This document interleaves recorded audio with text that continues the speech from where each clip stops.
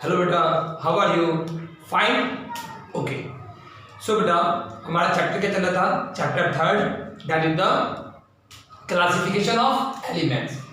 So our chapter third is classification of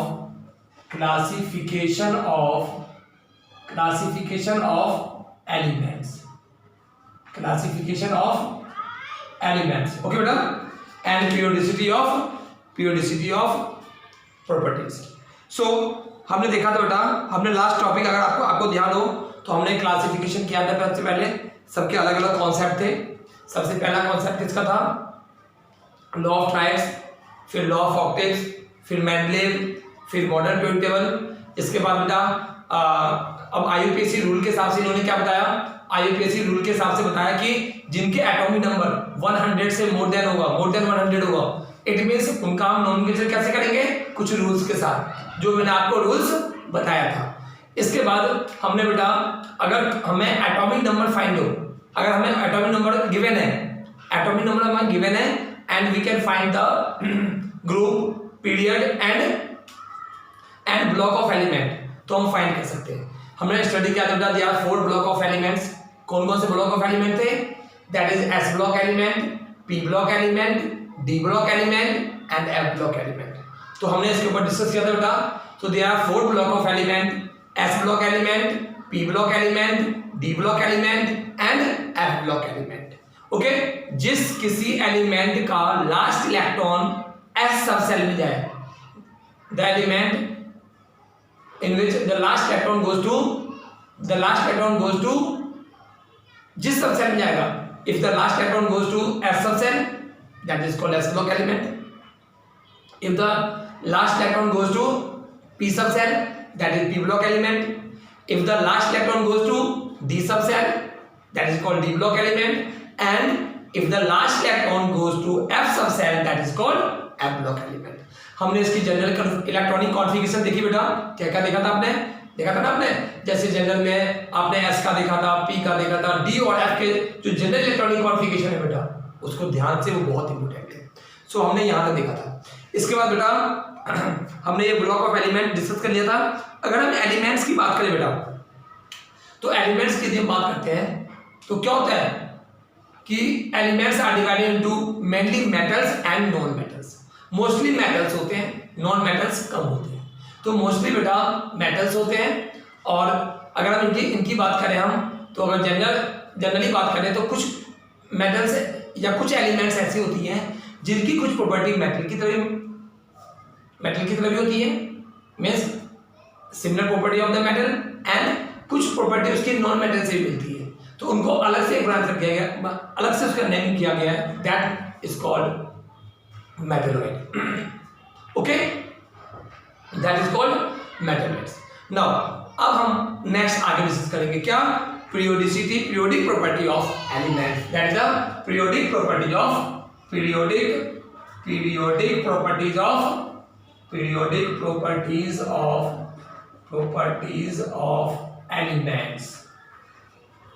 of elements. बेटा एक चीज ध्यान दो, मैं क्या बता रहा हूं, बहुत इंपॉर्टेंट टॉपिक है। आपने देखा होगा जितनी भी फिजिकल प्रॉपर्टीज होती है या केमिकल प्रॉपर्टीज होती है, सब किस पर डिपेंड करती है? इन पीरियोडिक प्रॉपर्टीज पे। जैसे एटॉमिक रेडियस, जैसे हम बात करते हैं आयनाइजेशन एंथैल्पी, जैसे हम बात करते हैं इलेक्ट्रॉन गेन एंथैल्पी, जैसे हम बात करते हैं इलेक्ट्रोनेगेटिविटी। तो बेटा ये जो कॉन्सेप्ट है, इस कॉन्सेप्ट को बहुत ध्यान से देखो, क्योंकि जितनी भी एलिमेंट्स है, आपने देखा होगा ये एलिमेंट बहुत ज्यादा हार्ड है, ये एलिमेंट सॉफ्ट है, ये एलिमेंट बहुत जल्दी इलेक्ट्रॉन लॉस कर देती है, ये इलेक्ट्रॉन बहुत जल्दी गेन कर लेती है। इसका मतलब क्या हुआ? इन सब के पीछे यही atomic number, ionization enthalpy, electron gain enthalpy, आपका इलेक्ट्रोनेगेटिविटी, यही 4-5 चीजें हैं जो जिनके ऊपर डिपेंड करती है। तो बेटा इस टॉपिक को ध्यान देना, क्योंकि ये जो फर्स्ट तो हटा दो, सेकेंड, थर्ड, फोर्थ, ये 3 चैप्टर जो बेटा, ये पूरा केमिस्ट्री का बेस है। जिस स्टूडेंट को ये 3 चैप्टर में प्रॉब्लम होगी तो फिर आगे उसके लिए बहुत प्रॉब्लम हो सकती है। तो बेटा ये आपके ये फर्स्ट 3 चैप्टर्स है, इनको बहुत ध्यान से करना है। सो नेक्स्ट बेटा, चाहे मेल्टिंग पॉइंट हो, चाहे बॉइलिंग पॉइंट हो, चाहे कोई भी चीज हो, सबके लिए यही प्रॉपर्टीज, ये जो पीरियोडिक प्रॉपर्टीज है वो उसके ऊपर डिपेंड करती है। सो बेटा नाउ अब हम वन बाय वन करते हैं। सबसे पहले periodic property that is atomic radii. Okay बेटा, that is atomic radius. Radius बोलते हैं।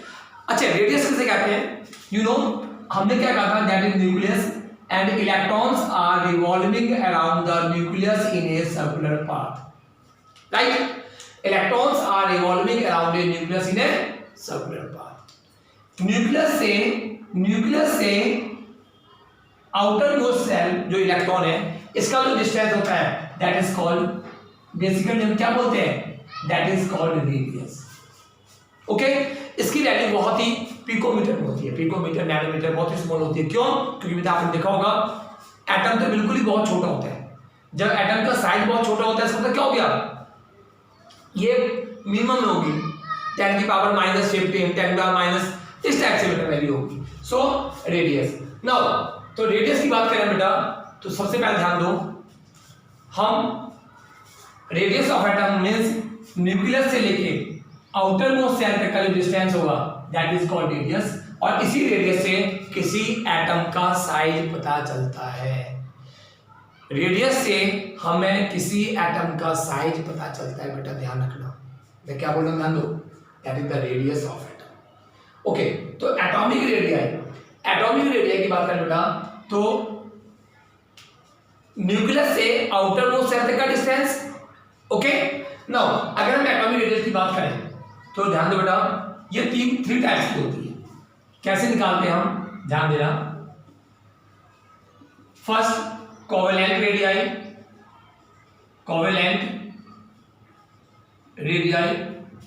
Second metallic radii, third van der Waals radii.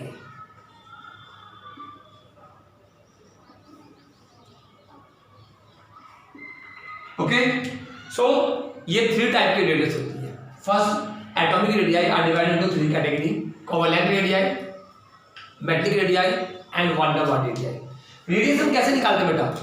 आप अगर मैं बोलूं ये एटम है, इसका डायमीटर गिवन है, ये थोड़ा सा हो गया, ये मान लो बेटा ये एटम है और ये इसका डायमीटर है। ओके, मैं कहता हूं इसका रेडियस कितना होगा, तो आप क्या करते हो? इस डायमीटर का हाफ कर देते हो। इट मींस डायमीटर का हाफ कर देंगे, इट मींस क्या होगा? That will be the radius. अगर हम डायमीटर का हाफ करेंगे बेटा तो क्या होगा? That will be the radius. Okay, so हमने पूरे डिस्टेंस का क्या किया? पूरे डिस्टेंस का हमने हाफ कर दिया, that is radius. Same covalent radii क्या होता है? जैसे ये एटम है, ये दूसरा एटम है, इनके बीच में इलेक्ट्रॉन की एक्सचेंजिंग हुई, आप पढ़ के आए हो, ये कोवेलेंट बॉन्ड बना। एक न्यूक्लियस से दूसरे न्यूक्लियस का डिस्टेंस, ये हमने क्या एज्यूम कर लिया? डायमीटर। और इसका जो हाफ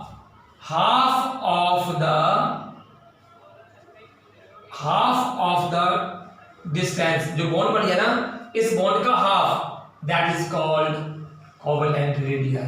ध्यान दो क्या मतलब है? कोवेलेंट रेडियाई क्या हो गया कि जो पहले एक एटम और दूसरे एटम के बीच में कोवेलेंट बॉन्ड बना, कोवेलेंट बॉन्ड बनने के बाद क्या हो गया? दोनों एटम एक दूसरे से शेयरिंग हुई। इसका न्यूक्लियस और इसके न्यूक्लियस के बीच का डिस्टेंस, इसका न्यूक्लियस और इसके न्यूक्लियस के बीच का डिस्टेंस को हमने ज्वाइन कर दिया। इसके डिस्टेंस जो हाफ करेंगे that is the called covalent radius. Understand? Metallic radius इसमें बेटा मेटल्स के एटम में उनमें शेयरिंग नहीं होती है। उनमें क्या होता है? जैसे मान लो ये एक एटम है, ये दूसरा एटम है, तो एक एटम ये यहां से लेके यहां तक का डिस्टेंस पूरा डायमीटर हो गया, और इसका जो हाफ करते हैं that is the metallic radii. तो मेटेलिक रेडियाई किसे कहते हैं? जो ये इसमें शेयरिंग नहीं होती। जैसे यहाँ पे शेयरिंग होती बेटा, तो बिल्कुल थोड़ा सा हल्का सा शेयर होकर क्लोज आ गया था। इसमें नहीं, एक एटम और दूसरे एटम के बीच का जो डिस्टेंस है ए और बी, तो क्या हो गया? ये जो डिस्टेंस हो गया दैट इज पूरे का half, that is metallic radii. Okay, metallic radii. ये मेटल्स के एटम में होती है। वाटर वाल रेडियाई, ध्यान दो बेटा, ये एक कोवेलेंट मॉलिक्यूल, इनका जो हाफ डिस्टेंस था तो कोवेलेंट रेडियाई था। एक कोवेलेंट मॉलिक्यूल दूसरे कोवेलेंट मॉलिक्यूल के साथ, पता है ना आपको, जैसे एक एटम और एक एटम के बीच में बॉन्ड बनता है। जैसे आपने कहा वाटर की बात करें तो वाटर क्या होता है, H2O, एक ऑक्सीजन दो हाइड्रोजन के साथ बॉन्ड बनाता है। कौन सा, कोवेलेंट बॉन्ड। ये आप 10th में पढ़ के आ चुके हो, यू नो बेटा, कि जैसे O है तो O ने क्या किया, एक H और दूसरे H के साथ बॉन्ड बना दिया, अंडरस्टैंड। और क्या बना लिया उसने, H2O। आपने कब सोचा कि वाटर में एक ही H2O नहीं होता है बेटा, बहुत सारे H2O होते हैं, H2O। अब क्या हो गया, वो एक H2O दूसरे H2O मॉलिक्यूल के साथ बॉन्ड बनता है। That type of bond is called van der Waals force of attraction. तो बॉन्ड जो बनती है, बॉन्ड हमेशा एटम के बीच में बनती है, और जो फोर्स ऑफ अट्रैक्शन होती है वो मॉलिक्यूल के बीच में फोर्स ऑफ अट्रैक्शन होती है। तो मॉलिक्यूल्स और मॉलिक्यूल्स के बीच में जो फोर्स ऑफ अट्रैक्शन होगी, that is called van der Waals force of attraction. We will discuss this topic in chapter number 5. Okay?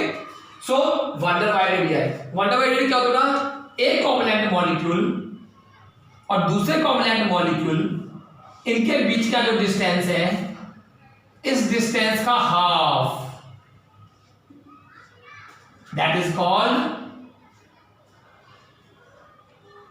इस डिस्टेंस का half that is called van der Waals radius. Okay, ये सबसे week होती है बेटा, क्यों, क्योंकि जितना ज्यादा डिस्टेंस होगा उतना ही वीक होगा। सो बेटा वैन डर वाल रेडियस में देखा जाए तो उसका डिस्टेंस ज्यादा होता है, लार्ज होता है, तो इसका मतलब क्या हो गया, ये वीक होती है। So when der Waals radius. सो बेटा ये क्या हो गया आपका, so atomic radius are 3 types, covalent radius, metallic radius and van der Waals radius. समझा बेटा। सो कोवेलेंट रेडियस की बात करें तो कोवेलेंट बॉन्ड में शेयरिंग होती है, उनका डिस्टेंस जो होता है, दोनों न्यूक्लियस को मिलाते हैं उसका हाफ करते हैं, that is called covalent radius. Metallic bond की बात करें तो एक मेटल दूसरे मेटल के साथ टच होती है, इनके बीच में जो बॉन्ड होती है that is called metallic radius, इनका हाफ करें तो। और वैन डर वाल रेडियस, एक कोवेलेंट मॉलिक्यूल और दूसरे कोवेलेंट मॉलिक्यूल के बीच में जो फोर्स ऑफ, ये जो डिस्टेंस होगा उसका जो हाफ करेंगे, that is called van der Waals radius. क्या समझा बेटा, तो covalent, metallic and van der Waals radius. Now अब हम बात करते हैं कि इनका ट्रेंड्स, बेटा ये नोट करते जाना अपनी कॉपी में ऐसे ही।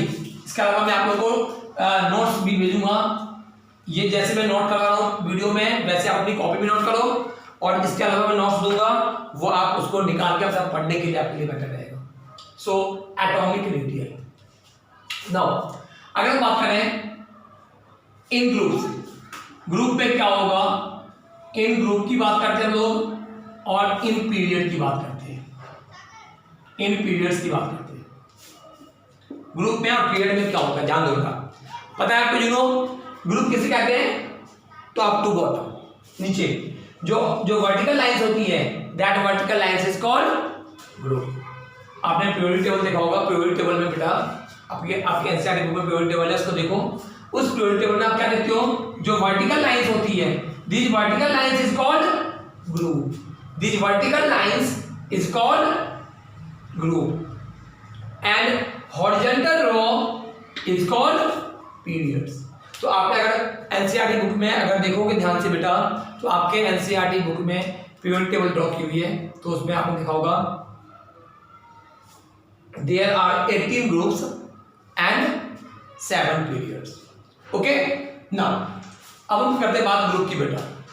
तो डाउन द ग्रुप, जैसे मैं एक एग्जांपल लेता हूं, लिथियम, सोडियम, पोटेशियम, ठीक है, lithium atomic number 3, 11, 19, configuration 2, 1, 2, 8, 1, 2, 8, 8, 1 means first shell, second shell, first shell, second shell, third shell, देख रहे हो इसमें first shell, second shell, third shell, fourth shell. It means क्या हो गया बेटा, down the group number of shells increase. Clear दिख रहा है बेटा? इसमें 2 सेल 1 2, इसमें 3 सेल 1 2 3, इसमें 4 shell 1 2 3 4। Down the group number of shells increase. Down the group number of shells increase. Number of shell increase, atomic radius increase. देखो बेटा ध्यान देखो, अगर हम बात करते हैं डाउन द ग्रुप, आप खुद देख लो, number of shells increase, number of shells increase, atomic radius increase. Simple है बेटा, डाउन द ग्रुप में कोई दिक्कत नहीं है। क्यों? क्योंकि अगर नंबर ऑफ सेल्स बढ़ेगा, अगर बेटा नंबर ऑफ सेल्स बढ़ेगा तो ऑब्वियसली बात है, नंबर ऑफ सेल बढ़ेगा तो क्या होगा? साइज बढ़ेगा, रेडियस बढ़ेगा। ओके नाउ अगर पीरियड की बात करें हम, जान दो बेटा, अगर हम करते हैं पीरियड की बात, ग्रुप में तो बहुत आसान है। डाउन द ग्रुप, इसको नोट कर लो, down the group number of shells increase, number of shells increase, hence atomic radius increase. Okay now अगर हम पीरियड की बात करें, सपोज करो हम लेते हैं यहां पे boron, carbon, nitrogen, oxygen, okay, fluorine, noble gas छोड़ देते हैं, नोबल गैस के एक्सेप्शन केस बताता हूं मैं आपको। सो बोरोन 5, कार्बन 6, ये मैं इसका एटॉमिक नंबर लूंगा, that is the atomic number of this one, this element. Nitrogen 7, oxygen 8, fluorine 9। Okay अब इसका कॉन्फ़िगरेशन करते हैं। चलो 5 का कॉन्फ़िगरेशन 2 3, ओके ये तो आ गई है। 6 2 4, 7 2 5, 8 2 6, 9 2 7। ओके सो ये क्या होगा? अच्छा आप इसमें ऐसे देख रहे हो कितने, इन सभी में कितने सेल्स हैं? ध्यान से देखो, इन सभी में आपको कितने सेल्स मिल रही हैं? 1 2 1 2 1 2 1 2 1 2 means number of shells is same. Difference क्या है? सो अगर हम बात करें here, proton equal to 5, electron equal to 5, proton equal to 6, electron equal to 6, proton equal to 7, electron equal to 7, proton equal to 8, electron equal to 8, proton equal to 9, electron equal to 9। ध्यान दो, it means बेटा आप इसमें देख रहे हो क्या हो रहा है? नंबर ऑफ प्रोटॉन्स इंक्रीज होती जा रही है। ध्यान से देखो, number of protons shell same है, नंबर ऑफ प्रोटॉन्स इंक्रीज होती जा रही है।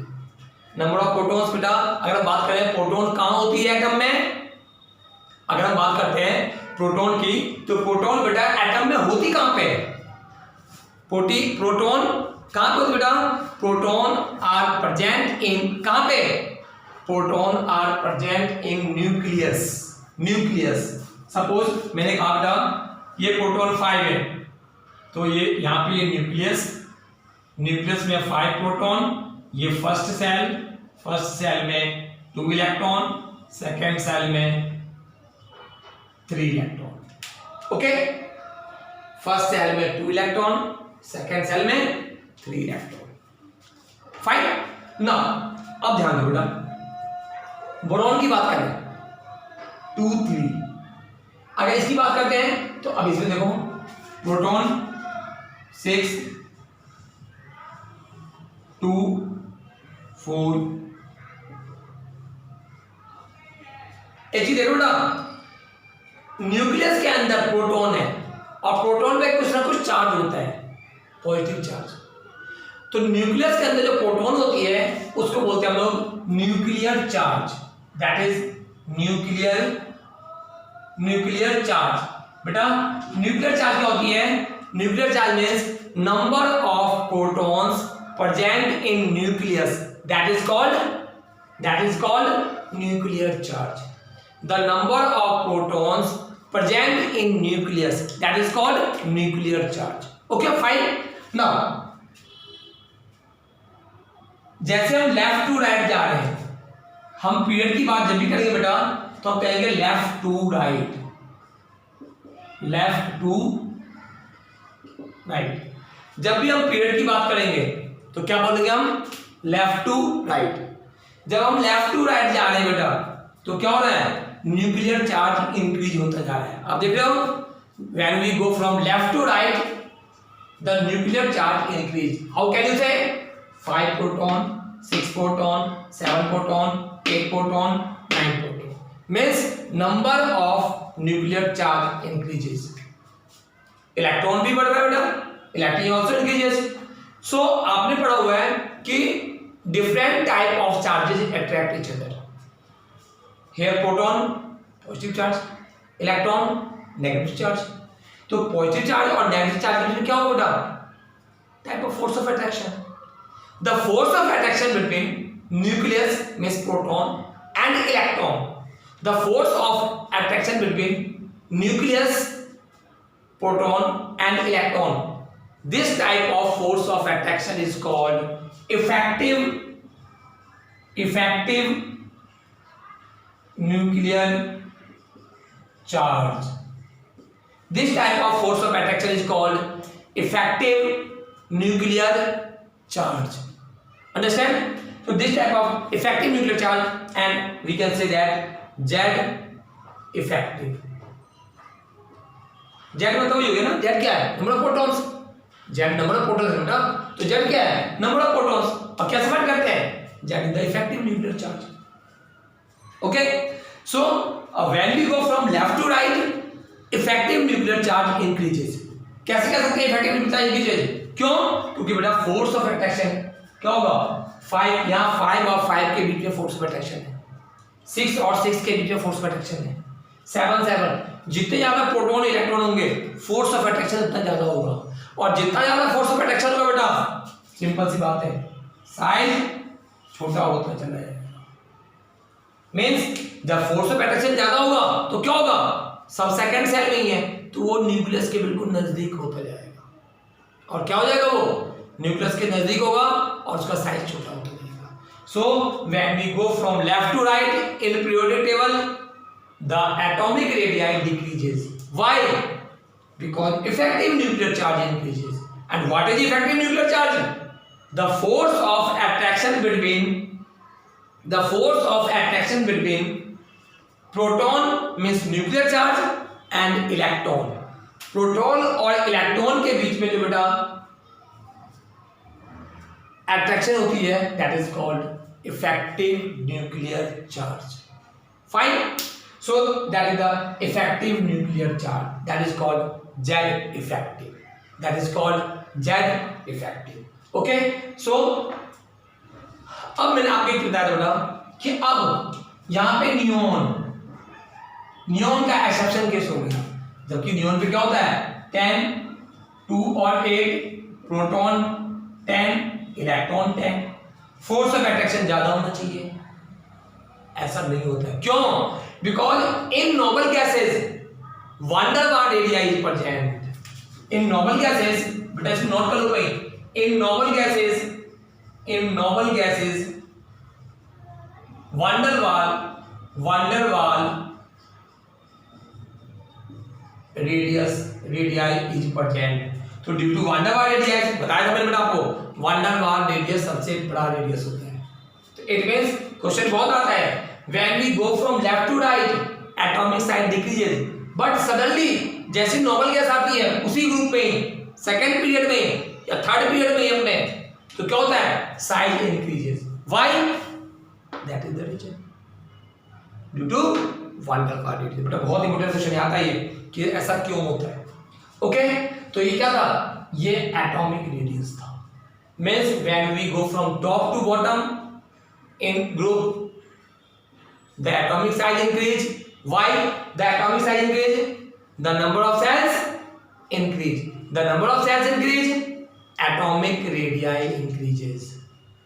Okay, when we go from left to right in period, when we go from left to right in period, effective nuclear charge increases.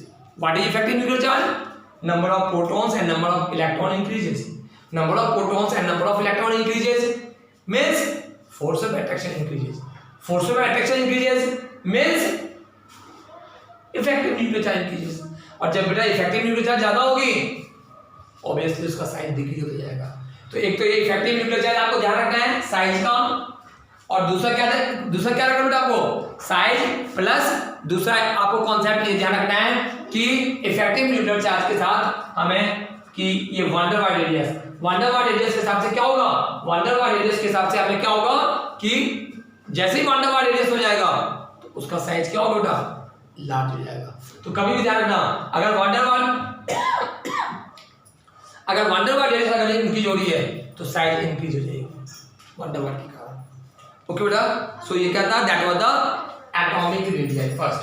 Now अब इसी atomic radius में हम एक न्यू टॉपिक डिस्कस करते बेटा, that is isoelectronic species. That is बेटा इसको note करते रहो साथ में, ऐसे ही कॉपी में एडिट नोट करते रहो।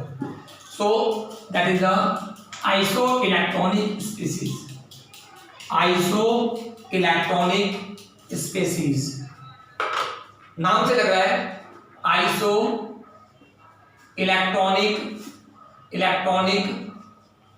स्पीशीज। तो आइसो इलेक्ट्रॉनिक स्पीशीज नाम से लग रहा, the species means that is the atom और आयंस।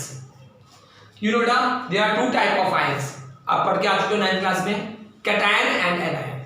कैटायन कैसे होता है, जब कोई भी एटम यदि इलेक्ट्रॉन लॉस करेगा, अगर कोई भी एटम यदि इलेक्ट्रॉन लॉस करेगा तो क्या बनता है उस पर पॉजिटिव चार्ज, और कोई भी एटम यदि इलेक्ट्रॉन गेन करेगा तो नेगेटिव चार्ज। कैसे देखो, जैसे बात करते हैं सोडियम Na+, बात करते हैं सोडियम आयन, Na की बात करते हैं सोडियम Na और सोडियम आयन Na+, इनकी बात करते हैं। तो इसमें कितने प्रोटॉन, एटॉमिक नंबर 11 है, प्रोटॉन कितने हैं 11, इलेक्ट्रॉन कितने हैं 11। प्रोटॉन पे कैसा चार्ज, पॉजिटिव चार्ज, इलेक्ट्रॉन पे कैसा charge, negative charge. Equal number में है, नंबर ऑफ प्रोटॉन और number of electron equal number में है, इट मींस क्या होगा, इट मींस यहां पे न्यूट्रल हो गया, ये Na पे कोई चार्ज नहीं होती है। ओके, नाउ अगर हम Na+ की बात करें, प्रोटॉन 11, इलेक्ट्रॉन, एक इलेक्ट्रॉन यहां से लॉस हो गया, क्योंकि Na पता है तो मैंने, अगर कैटायन कैसे चार्ज, कैटायन पे कैसे चार्ज प्लस चार्ज डेवलप होती है, एक due to loss of 1 electron. So 11 - 1 that is 10 electron. So these are 11 positive charge, 10 negative charge. So 11 positive charge and 10 negative charge. तो पॉजिटिव चार्ज क्या होगा बेटा, एक पॉजिटिव चार्ज ज्यादा है, इट मींस क्या हुआ, अगर एक पॉजिटिव चार्ज ज्यादा होगी तो इस पे एक प्लस चार्ज आती है। तो बेटा इसी तरह से एनायन और कैटायन, अगर कैटायन की बात करते हैं, Cl नेगेटिव 17, प्रोटॉन 17, प्रोटॉन इस पे 17, इलेक्ट्रॉन 17, इस पे प्रोटॉन 17, इलेक्ट्रॉन एक इलेक्ट्रॉन गेन कर लिया, 17 + 1 18। देखो बेटा प्लस चार्ज 17 माइनस चार्ज 18, एक एक्स्ट्रा है Cl माइनस आ गया, plus charge 17 negative charge minus charge 17 दोनों सेम है, न्यूट्रल। सो 17 प्लस और 17 माइनस, सो बेटा ये क्या हो जाएगी आपका, ये न्यूट्रल हो जाएगी। सो ये इसी तरह से होती है एटम और आयन, इसी तरह से हम इसको लेते हैं बेटा। So that is the cation and anion. So isoelectronic species क्या होता है बेटा, the species which having the same number of electron, iso means same, electronic means species, the species which having the same number of electron, having the same number of electrons, that is called isoelectronic species। कैसे देखो बेटा, मैं बात करता हूं Na+, O2 negative, N3 negative, आपका क्या कहते हैं magnesium 2 positive, aluminium 3 positive, okay, fluorine negative, ध्यान से देखो। सो बेटा Na+ कितना 10 इलेक्ट्रॉन, क्यों, Na का 11 होता है तो 10 इलेक्ट्रॉन, O2 नेगेटिव 8 होती है, 2 नेगेटिव है, 2 इलेक्ट्रॉन गेन कर लिया, 10 electron, 10 electron, 10 electron, 10 electron, 10 electron. So बेटा These all are the isoelectronic species, means the species which having the same number of electrons. The species which having the same number of electrons is called isoelectronic species.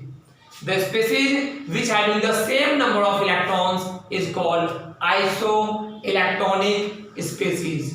Okay बेटा, सो अभी हम इस chapter में, इस video में हम लोग यहीं से देखते हैं। आगे हम इसी आइसोइलेक्ट्रॉनिक स्पेसिस को आगे फिर हम डिटेल में स्टडी करेंगे। एटॉमिक रेडियस कैसे इंक्रीज होगी और कैसे डिक्रीज होगी आइसोइलेक्ट्रॉनिक स्पेसिस में। ओके, सो बेटा अब होमवर्क नोट कर लो। होमवर्क में क्या करोगे आप लोग बेटा, ये फिर नेक्स्ट वीडियो में मैं यहाँ से स्टार्ट करूंगा, ध्यान रखना। सो नेक्स्ट वीडियो में हम लोग करेंगे आइसोइलेक्ट्रॉनिक्स का एटॉमिक रेडियस। सो होमवर्क में क्या करना बेटा आपको, जो मैं आपको नोट्स लिखवा रहा हूँ यहाँ पे बोर्ड पे, ये आपको बिल्कुल ऐसे ही एडिटिव उतारना है। सो फर्स्ट होमवर्क क्या बेटा, फर्स्ट है कंप्लीट नोट्स एंड सेकंड कुछ क्वेश्चंस हैं जैसे what is isoelectronic species, what is isoelectronic species. Okay, now second, first question था, second question describe the following. कौन सा होगा बेटा, वो तीनों radius, van der Waals radius, covalent radii, van der Waals radii